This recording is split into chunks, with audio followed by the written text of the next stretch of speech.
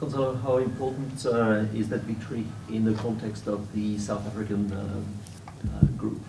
Yeah, it's a great victory because for us it was also a challenge. We had some good results lately, and the challenge was to, even after a big win, for us it was quite historic to win in Wellington against the Hurricanes last week, to be able to put our heads back together and have a good performance again. So I think it was really good. We did a really interesting first half, and especially having a lot of ball that we are not really used to that.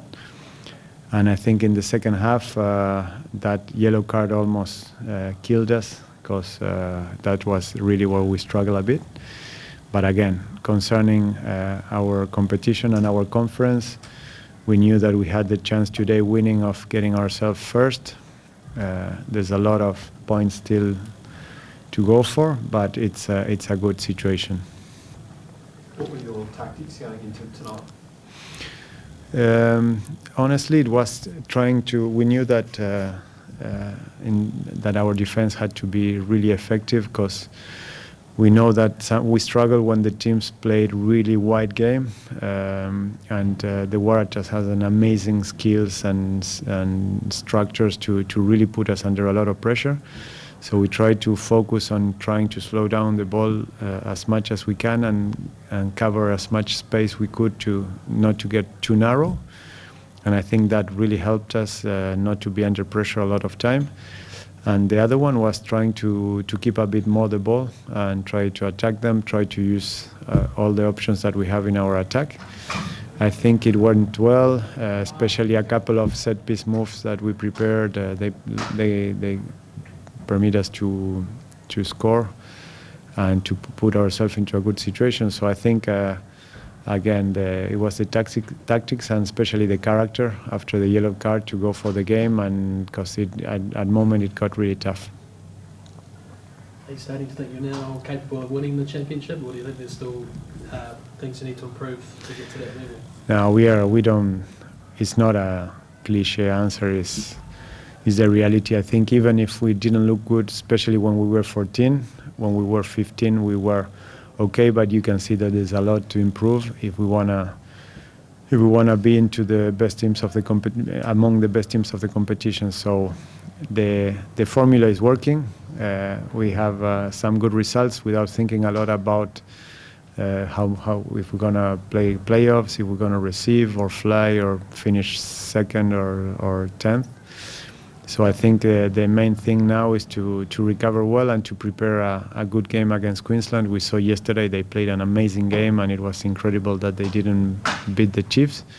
So we know we have a huge challenge waiting for us in Brisbane, and we're going to try not to distract ourselves with all those numbers, even if it's not easy. And of course we will not even talk about any options about finishing in the top 3 or something like that, because that could only distract us.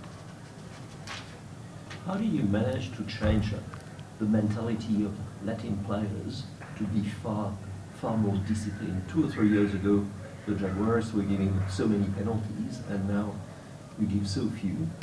Yeah, I think that was the biggest improvement, and I think it's the whole way we are trying to work. The culture that the team has, the identity that we've been working, not me, the years before me too. And I think the whole culture of really work ethic and discipline, not inside the pitch but outside too, is having a nice combination. We all know the spirit of this kind of amateur spirit of Latin rugby, Argentinian rugby, that a lot of passion. And now we are combining with that a bit of more structure, discipline, working really with a lot of consistency. And I think that consistency we are finding and we are working on outside the pitch is giving us results also inside. But that's part of the things we are really happy. We are changing the team quite a lot from game to game, and also that's part of the little risks we like to take to have the most quantity of players available. That's what Jaguares need. We have only one franchise, So we need to have more options and not just 20 players able to play. So winning with a team that had 8 changes last week, 11 the week before, and still performing is interesting. That's 3 years in a row that you've beaten the Waratahs. What is it about the way they play that you are able to have so much success against them? Listen, I cannot talk a lot about the past because honestly, I remember last year they had a bad first half. The Waratahs in Argentina. I didn't see even the game 2 years ago. But today I think there was a couple of moments where today we were a bit more efficient, where we score in key moments that let us take control a bit of the game. But honestly, I think today after the yellow card, it was 50-50. Anyone could win. And I think we were lucky on that try that the winger stepped on the line, because that was a real opportunity for the Waratahs. They had a couple in a key moment to really start. If we had to come back from the score, I think today was going to be really tough. So it was good that we always were in front. But I would honestly, it's a really tough team. They showed a great defense. Again, they have a great defense, and when they start playing their attacking rugby, they are amazing. Honestly, it's inspiring to see the Waratahs play, and I think we are really happy to win here, because we know that the challenge was huge. What's the support that you're getting at home? Is there a lot of following, or? I think it's always the same, we have a good support. When we won a couple of games, we had a little bit more. And I think after the last couple of weeks, we've been in tour 3 weeks already. We're going to finish our month on tour next week.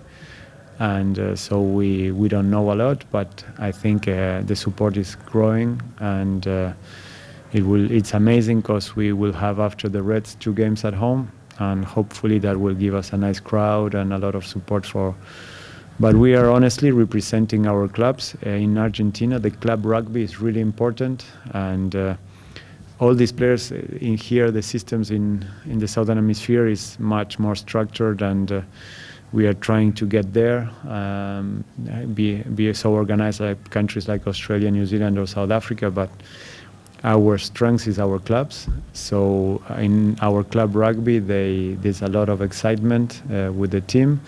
And at the beginning, it was tough, because the Jaguares were stealing players.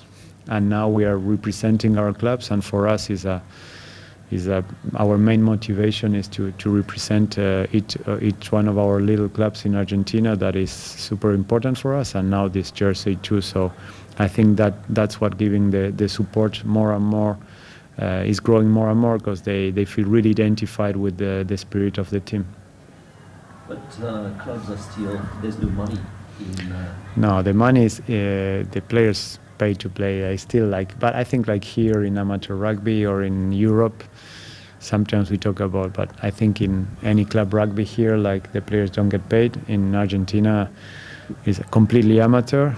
And you have to be member of your club, so you pay your membership every month to play for the first division of your club. So it's different, and the reception after the game, also the players play it, so it's quite different.